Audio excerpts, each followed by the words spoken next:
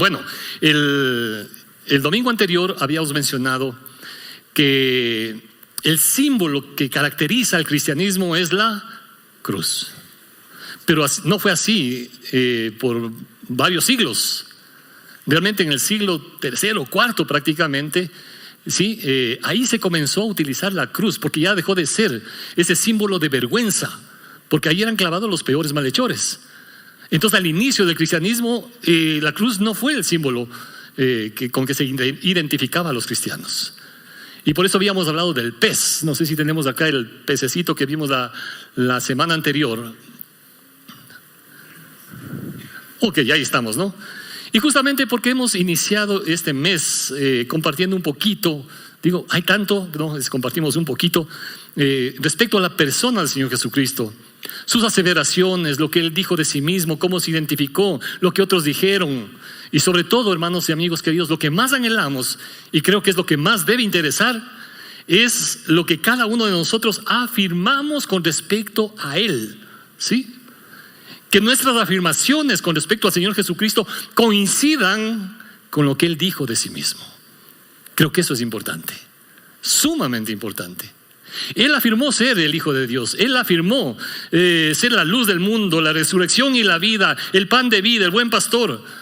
Todo eso lo podemos saber y tener incrementando nuestro conocimiento y venir incrementando nuestro conocimiento.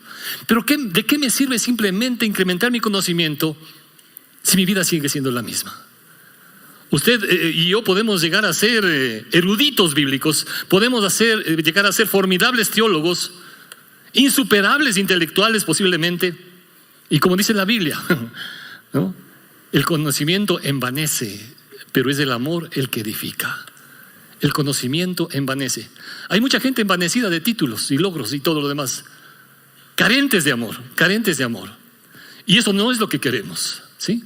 Creo que es bueno conocer, saber, aprender, está bien, pero eso tiene que llegar a lo profundo del corazón también. Y por eso decíamos, no, la semana anterior, ahora sí, pon el pescadito, ya vamos a pescar.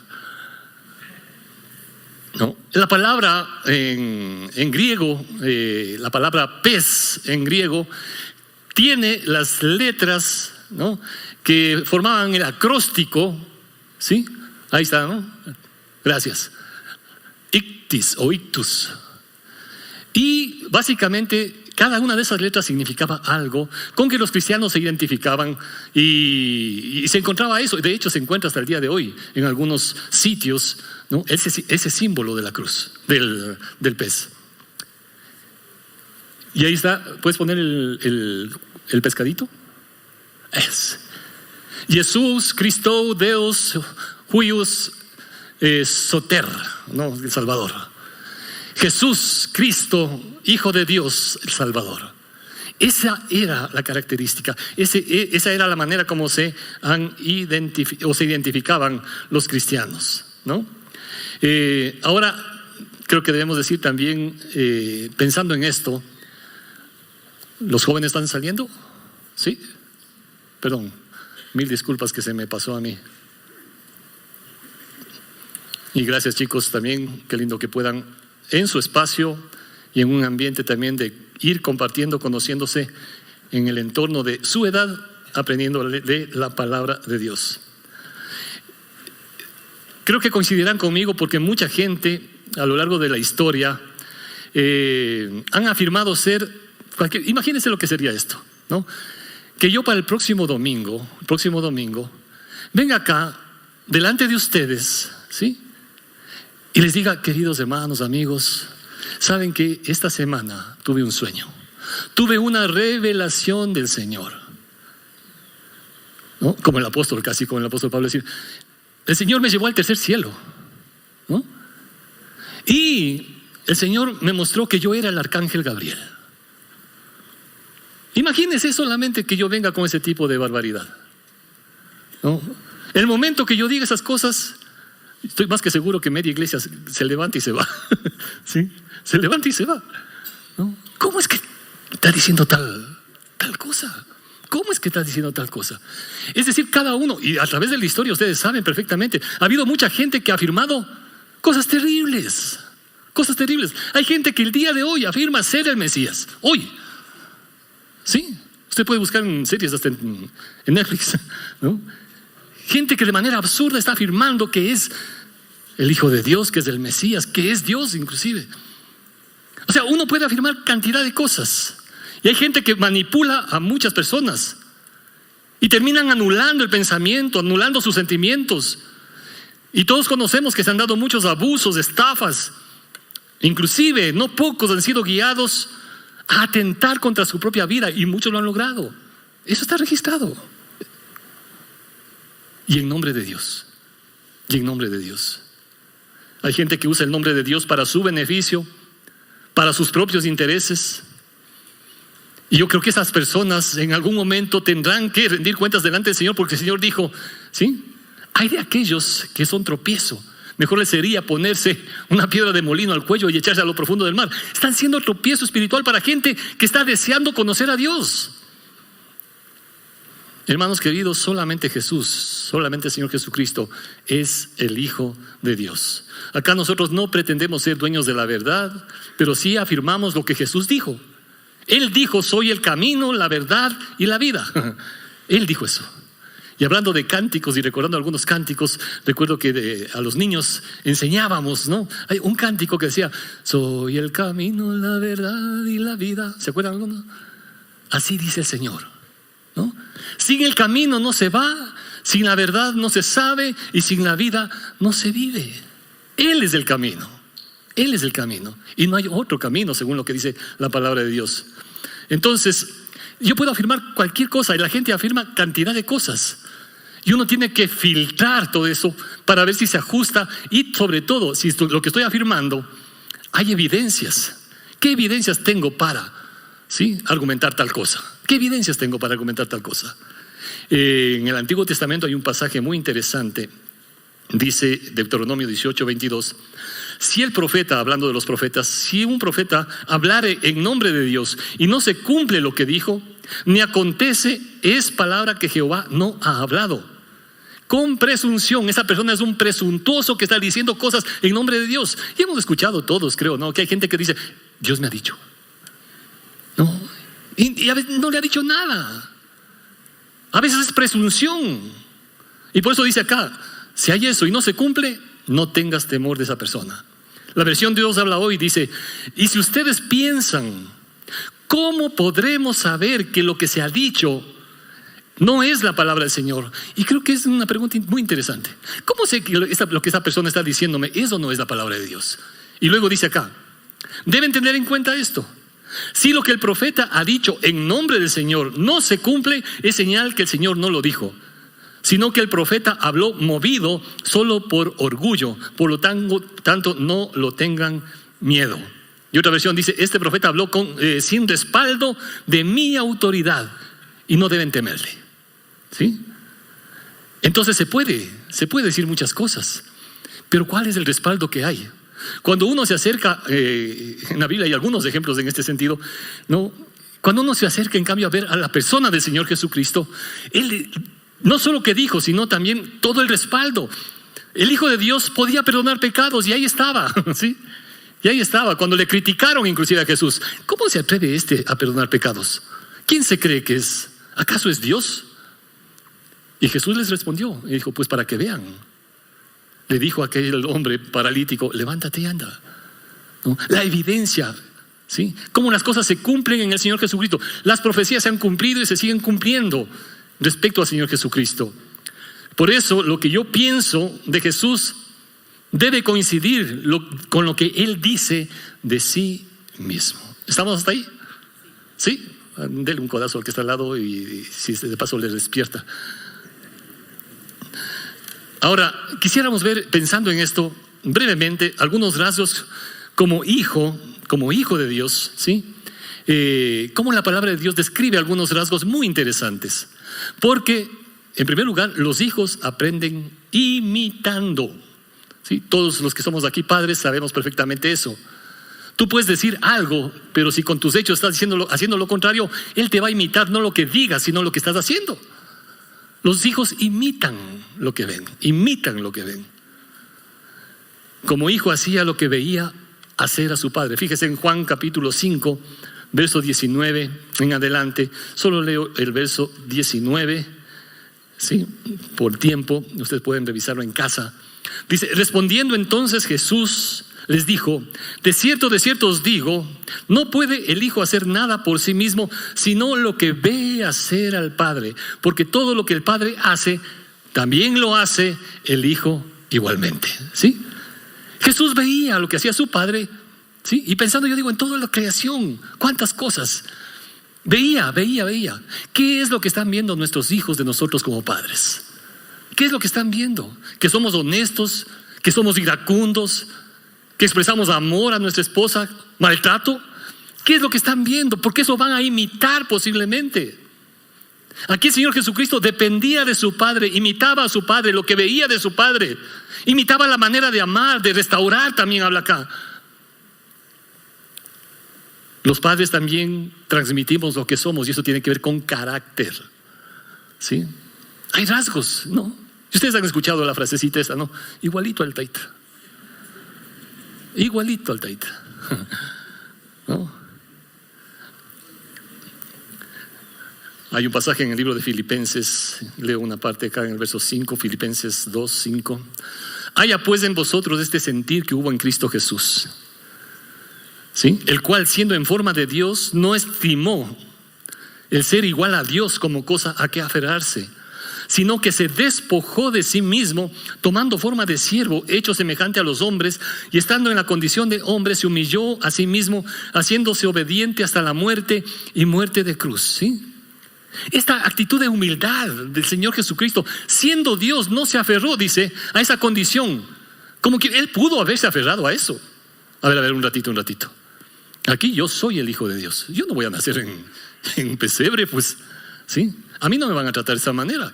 Que me quieran crucificar, a ver si no les mando una legión de ángeles para ver lo que... Pudo. Totalmente pudo. Pero no se aferró a eso que tenía, la facultad, el poder, la autoridad. No se aferró a eso, se despojó. ¿Sí? ¿Qué es eso? Humildad. Humildad, no se aferra, ¿no? Hay gente que se aferra a tonterías. Que defiende tonterías. Y solamente se evidencia la prepotencia, el orgullo en muchas ocasiones. Dice el apóstol Pablo, ¿no? En el libro de Romanos capítulo 12: digo pues, por la gracia que me es dada a cada cual que está entre vosotros, que no tenga más alto concepto de sí que el que debe tener. ¿Cuál es el concepto que usted tiene de sí? ¿No? ¿Cuál es el concepto? Hay gente que es muy insegura y por eso transmite muchas veces orgullo, prepotencia. Pero si tú estás seguro de quién eres y lo que vales, primero para Dios, o sea, ¿por qué tengo que presumir cosas? ¿Por qué tengo que presumir cosas? Cuando hay complejos de superioridad o inferioridad, no hay verdadera humildad. Y muchas veces transmitimos seguridad o inestabilidad, paz o tensión, prepotencia o sencillez, humildad o orgullo. Y creo que el ejemplo del Señor Jesucristo es el modelo. Por eso es tan interesante como aquí la palabra de Dios habla el carácter. Y creo que en ese punto, queridos amigos y hermanos, ¿no? Un argumento muy limitado, decir, bueno, es que soy así. Sí, Dios sabe que eres así, pero no quiere dejarte así. Dios quiere transformar nuestras vidas, mejorar nuestros corazones, nuestra manera de pensar, de actuar. Y Dios quiere y puede.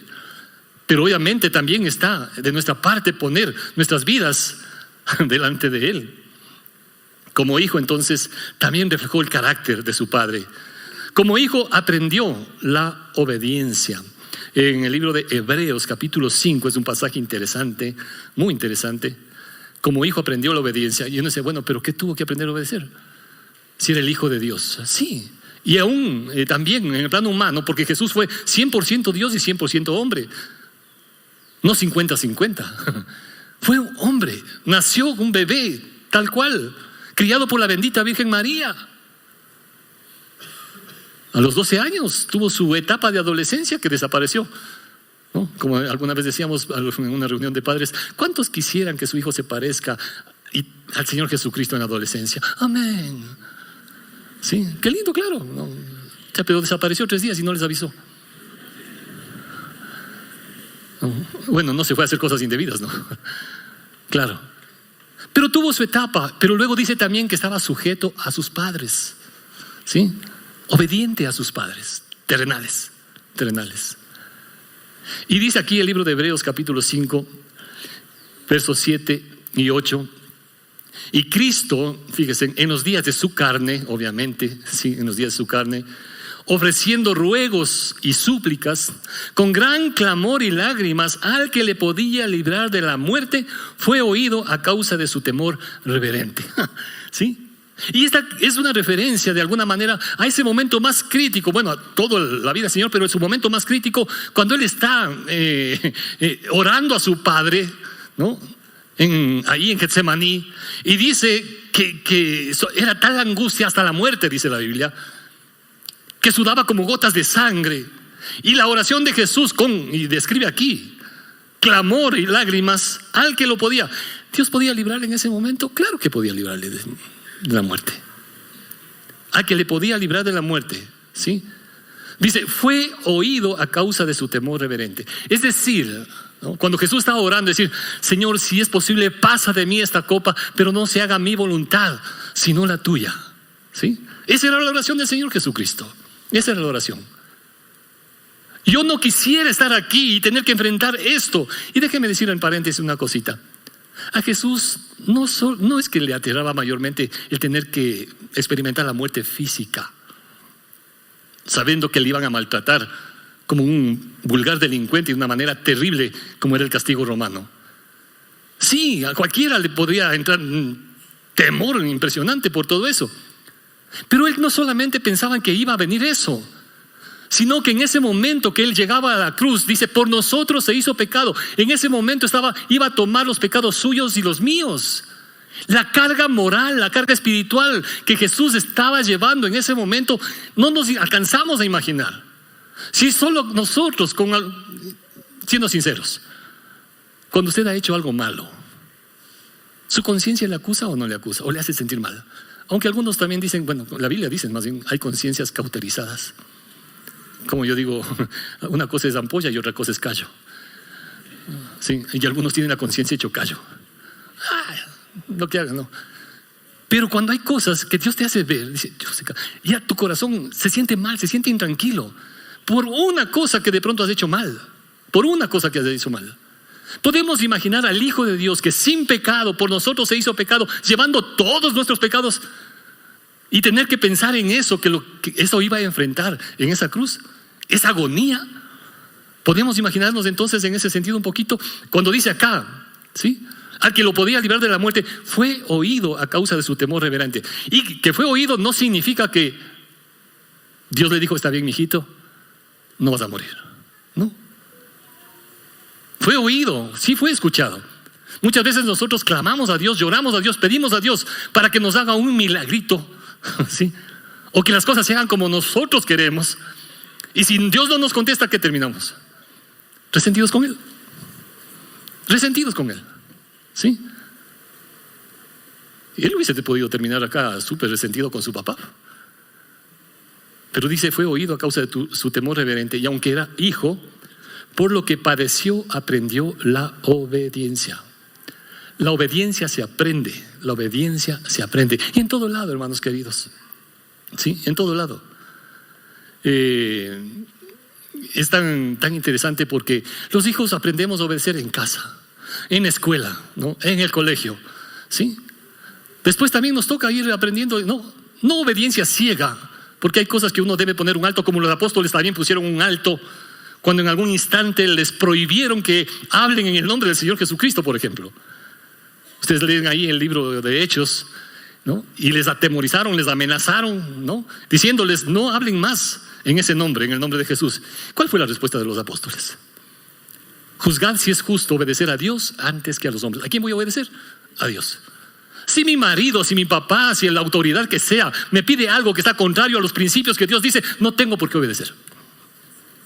¿Sí? No tengo por qué obedecer. Jesús hizo las cosas de acuerdo a lo que Dios, su Padre, hacía y decía. Y creo que eso es importante. Es tan bonito encontrar niños que son o tienen esas características, ¿no? Y son obedientes. Es lindo ver. Hay a veces también niños que son tan bonitos, parecen angelitos, ¿sí? Hasta que les entra la rabieta. ¿Sí? Y esos angelitos que da gana de abrazarles terminan siendo ángeles caídos, ganas de ahorcarles. Sí, de verdad, groseros, atrevidos, levantan la mano a los papás o a la mamá ese rato, se revuelcan y tanta cosa más, ¿no? Y hoy en día, como es típico, reconocemos que hay situaciones a veces de salud, algún problema, pero a veces se utilizan mucho algunos justificativos. Es que mi hijo es hiperactivo, ¿no? Creo que hay una palabra bien utilizada: mal criado. Y la culpa no tiene el guagua, porque es mal criado. Tienes razón. ¿No? En medio de esas cosas, creo que es importante que nuestros hijos aprendan. La obediencia se aprende. Jesucristo, el Hijo de Dios, aprendió, siendo el Hijo de Dios, aprendió. Como dice acá en este relato de la palabra del Señor, ¿sí? No era fácil. El libro de Hebreos también, capítulo 12. Es verdad, dice que ninguna disciplina es algo agradable. Más bien molesta, estorba. Pero se aprende. Él estaba recordando cuando mis hijos hacían alguna cosa y de pronto comenzaban con algún tipo de reacción mal criada, ¿sí? Ellos sabían, ¿no?, que les tomábamos de la mano. Digo, vamos al baño, ¿sí? Y no era lavar las manos, ¿sí? Sabían a lo que iban. Si siguen así, sabes a lo que vas. Ya te estoy advirtiendo, 1, 2, ok. La tercera, vamos al baño. Oye, vemos hijos que manipulan a los padres de una manera impresionante. Y obviamente también debemos entender que cada uno de los hijos es distinto, tiene un carácter diferente, y debemos ser sabios cómo acercarnos a cada uno de ellos. Cada uno es diferente y cada uno requiere aprender obediencia de manera de pronto diferente, o la disciplina de manera diferente. En el primer culto les contaba, espero que no esté acá mi hijo, ¿no? Pero de chiquito, ¿no? Y cuando se exasperaba, tenía unas iras, cerraba los puños y comenzaba como un toro enojado, ¿no? Con ganas de lanzarse para embestirte. Así se ponía, ¿no? Y seguía, le digo, ya cálmate, mijo, ¿no? Y seguía de esas, así, furioso. Y ya un rato, ok, saco la correa, ¿no? Ya, papito. No, ya, papito. O sea, nos miden hasta dónde. Y por eso digo, qué lindo que es encontrar hijos que, ¿no? Pero también qué triste, porque hasta los guaguas lindos se vuelven feos cuando son así. ¿O no les ha pasado? Ticas, ¿no? Están en alguna parte que, viste, chillan peor que alarma de bombero y no le dicen nada. Zapatean, se revuelcan y todo. Ay, el guagua, ¿no? Tienen que aprender obediencia. Es bueno aprender obediencia. Yo admiro y respeto bastante dentro de la vida militar, ¿sí? Y es interesante porque acá hay algunos hermanos, amigos militares, ¿no? Y es interesante el nivel de compromiso que tienen para las cosas de Dios. Porque si a los hombres obedecieron, no se diga nuestro Dios. Entonces se aprende obediencia. Me quedan 4 minutos. Como hijo de Dios, y esta parte es importante, no sé si voy a terminar la última, pero como hijo de Dios tenía una relación hermosa y cercana con su padre. Los hijos aprenden por relación, ¿sí? No solamente por imitación. Tú puedes estar haciendo ahí algún trabajo y tu hijo a lo mejor te está imitando, pero de lejos. O tú puedes invitarle a tu hijo para que sea parte, relación, estar cerca. Eso es relación. Dice Mateo capítulo 3, 17, ¿no? Cuando el Señor Jesucristo fue bautizado y después en otro momento también, dice que hubo una voz del cielo que decía, y fíjese en las palabras del Padre hacia su Hijo: este es mi Hijo amado en quien tengo, ¿qué? Complacencia. Otra versión dice: este es mi Hijo amado con quien estoy muy contento, soy feliz de tenerle a mi Hijo. Esa es la idea. Déjeme hacer una pregunta. Si podrías describir la relación que tú tuviste con tu padre, ¿cómo dirías que fue? ¿Sí? ¿Crees que tu padre diría también: ay, este es mi hijo, estoy feliz con mi hijo? Estoy feliz con mi hijo, ¿no? Dichoso. ¿Podrías decir eso también como padre? ¿Podrías decir eso también como hijo? Creo que es importante. Quizá también, y por favor acá digo esto con mayor cariño y respeto, no todos de pronto hemos tenido esas experiencias de que un padre exprese de esa manera, ¿no? Y que nosotros le veamos a nuestro padre también para decir, sí, es mi padre, yo sé que me ama y disfruto de estar cerca con él. Porque algunas personas no tuvieron esas experiencias y más bien de pronto vivieron un abandono. ¿Sí? Vivieron un abandono. Creo que hay que tener cuidado porque los hijos siempre son una bendición. Pero hay padres que son irresponsables. Hay padres que sí son irresponsables. Hay padres que buscan ser responsables, pero a veces no se dan las oportunidades, ¿no? También pasa eso.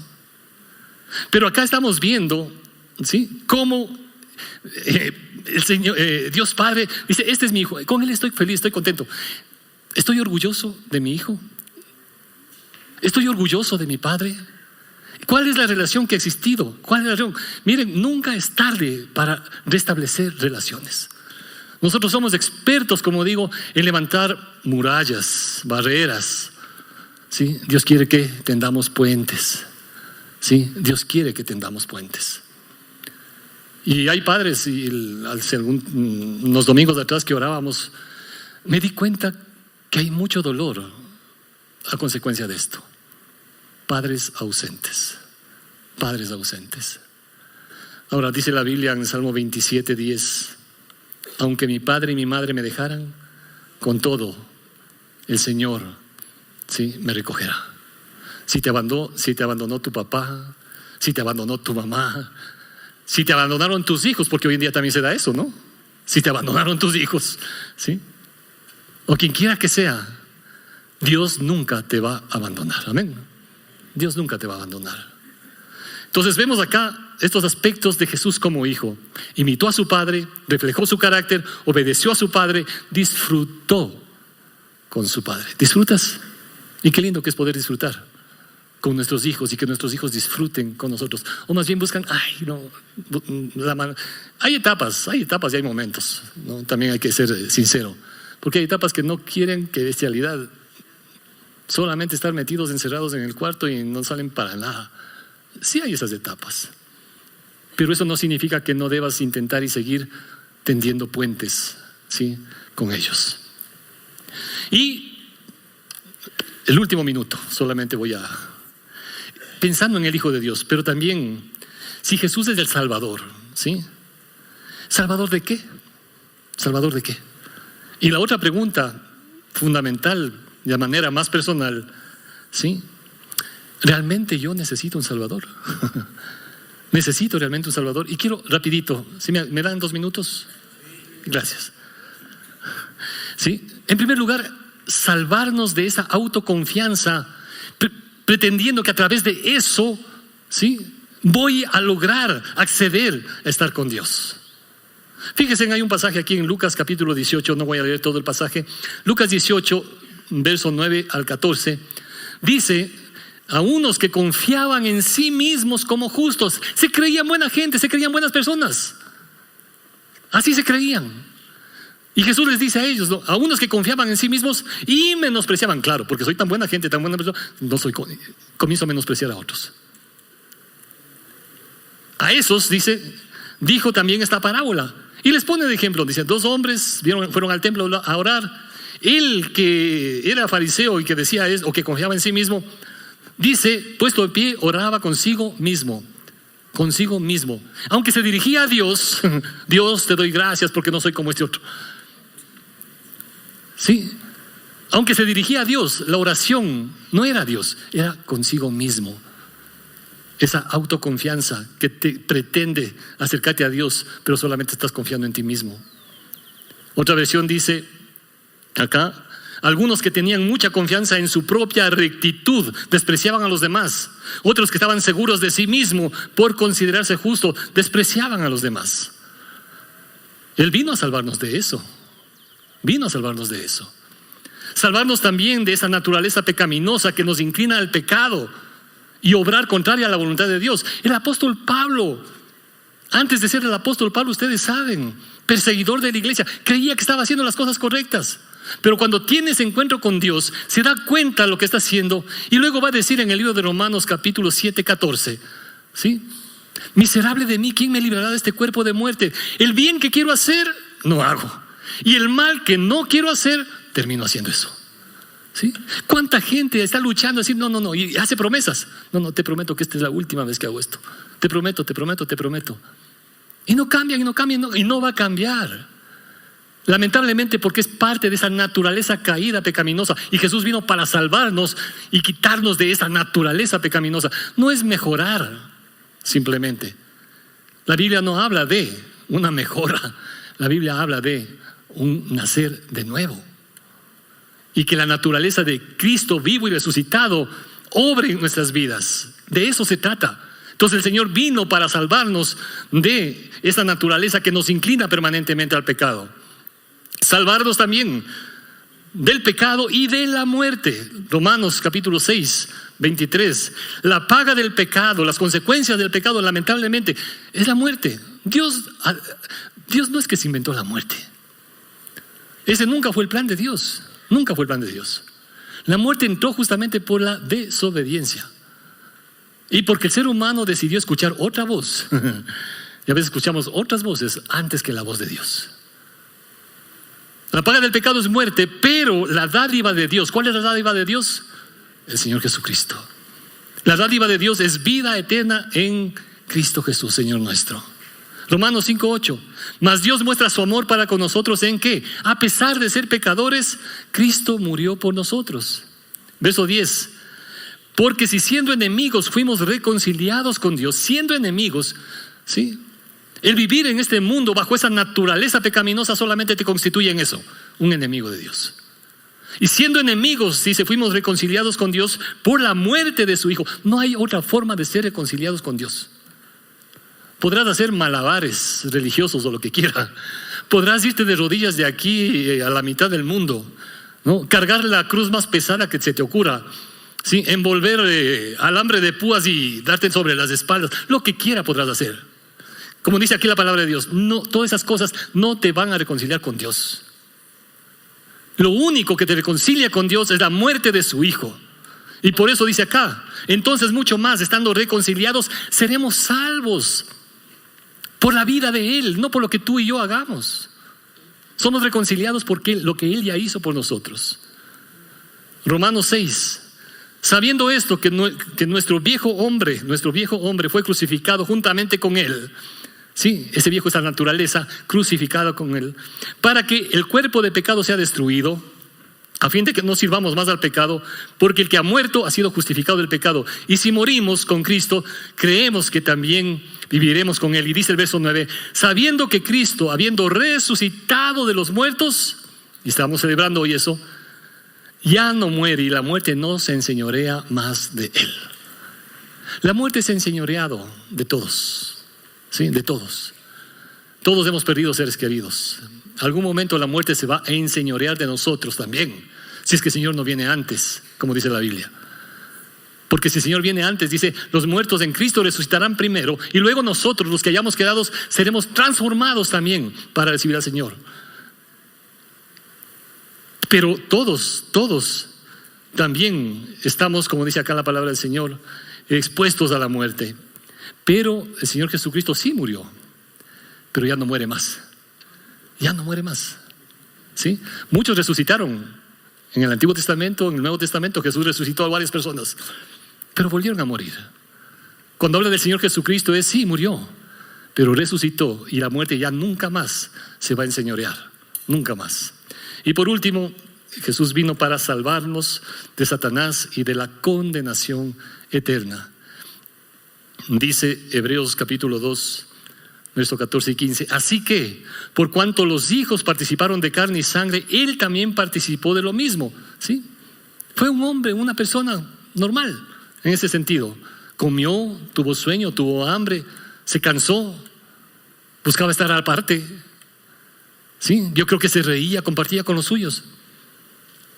Por eso dice acá, por cuanto los hijos participaron de carne y sangre, Él también participó de lo mismo, para destruir por medio de la muerte de su muerte, al que tenía el imperio de la muerte, esto es, al diablo, y librar a todos los que por el temor de la muerte estaban durante toda la vida sujetos a su servidumbre.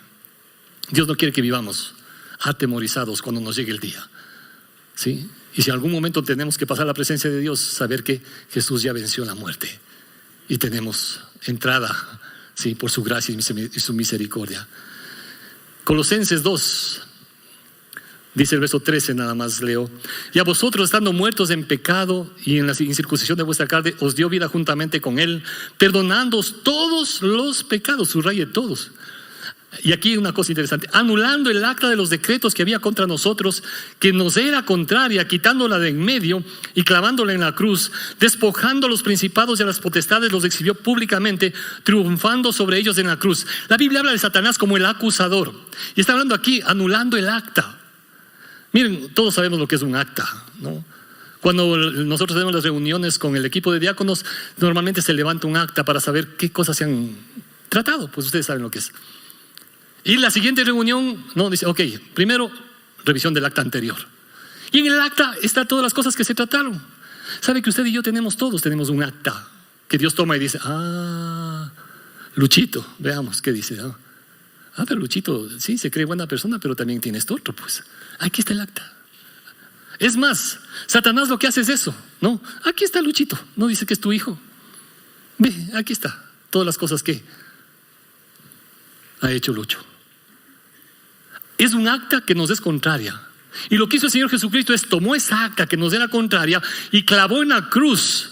Está diciendo, sí, Jorge tiene todo esto para avergonzarse porque es un miserable pecador, pero yo decido clavar en la cruz todo eso y yo limpio su pecado. Eso es lo que Cristo ha hecho.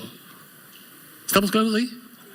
Eso es lo que el Señor Jesucristo clavó, el acta que nos era contraria, los exhibió públicamente, triunfando sobre Satanás, sobre las potestades del mal en la cruz.